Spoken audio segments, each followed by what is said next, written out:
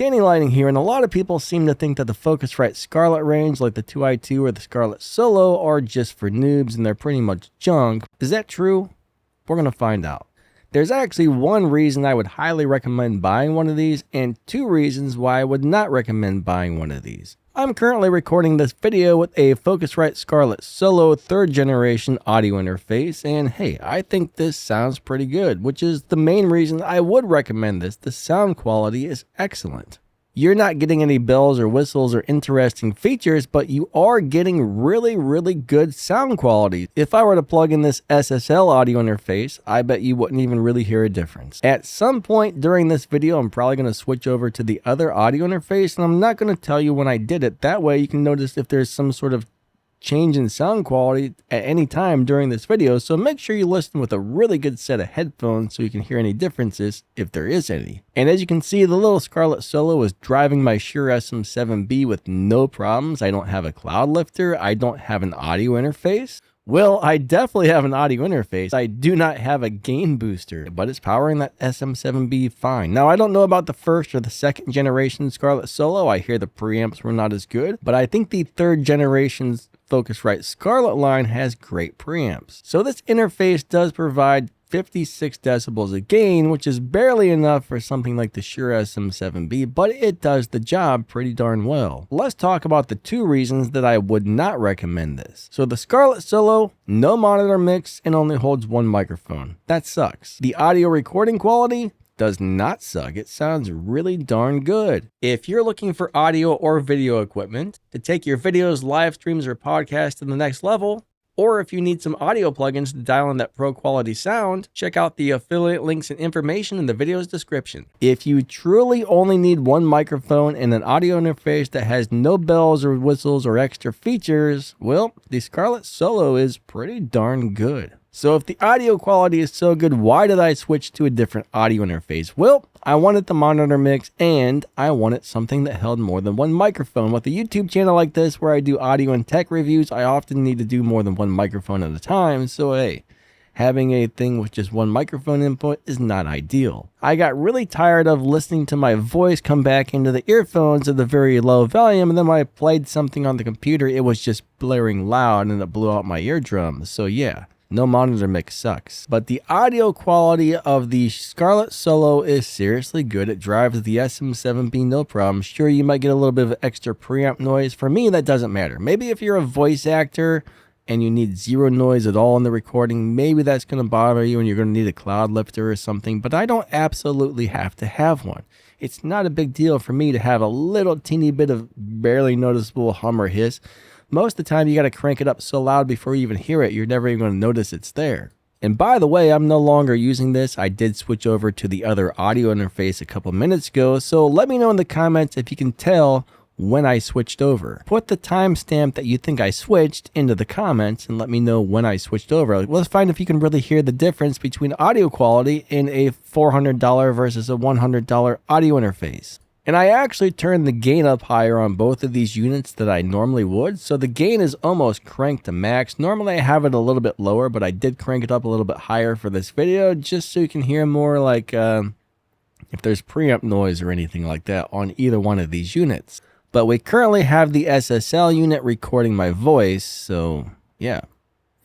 I'll tell you what, I bet you really didn't hear a difference. I bet you had no idea that I even switched over. I would be surprised to find out if you did.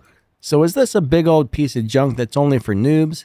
Definitely not. This is actually a very high quality piece of professional recording equipment that's going to get you great sound quality. Like I said, this is the 3rd generation, which has much improved preamps over the 1st or the 2nd generation Scarlet Focusrite Scarlet. Okay, I said that wrong. But when choosing an audio interface, this is what you want to think about. Does it have enough gain? Are the preamps good? What are the extra features and bells and whistles? Right now, all the rage seems to be the Rodecaster Pro 2 and the Rodecaster Pro Duo. Those things are killer. They have unbelievably high-end preamps with like 75, 76 decibels of gain or something like this, to where this has like 56. So yeah, those are great, but those have all kinds of junk all over them. They're very expensive, so I'd rather just go buy this than some sort of $700 unit, because the $700 unit can't sound that much better than this, honestly. I don't need to press a little pad and have air horns blow off or something like that. No, I don't need that. I need something that gets a high quality audio signal from here to there. And there is my computer, if you couldn't tell. And this does the job very, very well.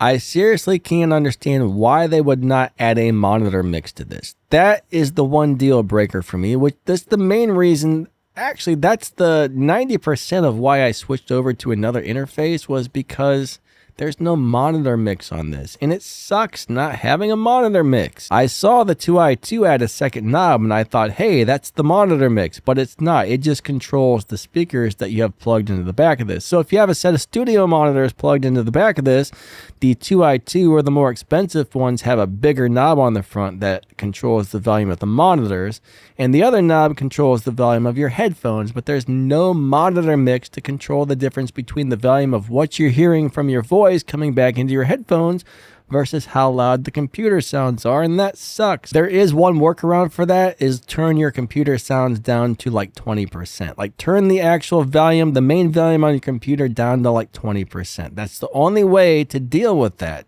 and that's not a great thing to have to do, in my opinion. I mean, for most people, that would be just fine, but it sucks to have to do that. And if you haven't noticed, we are now back to talking on the Scarlett Solo. So you can hear, yeah, we changed a couple of times during this video.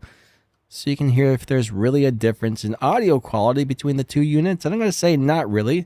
There may be a very, very, very slight difference in sound. I think this has a little bit warmer, a little bit softer sound, to where the SSL sounds slightly cleaner.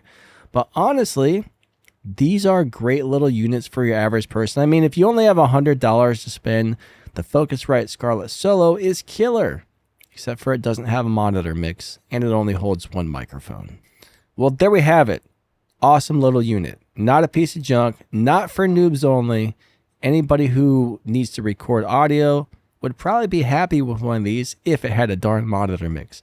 But anyways, I want to say thank you for watching. If you like this kind of content, don't forget to hit that like and subscribe.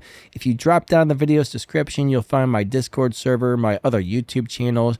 You will find my affiliate links. If you need some Waves audio plugins, there's some affiliate links to Waves down there. There's an Amazon link so you can get a new camera, microphone. All this really awesome stuff that I recommend is in those links. And yeah, I think that's pretty much it. Thanks for watching. Have an awesome day. Hope you enjoyed the video.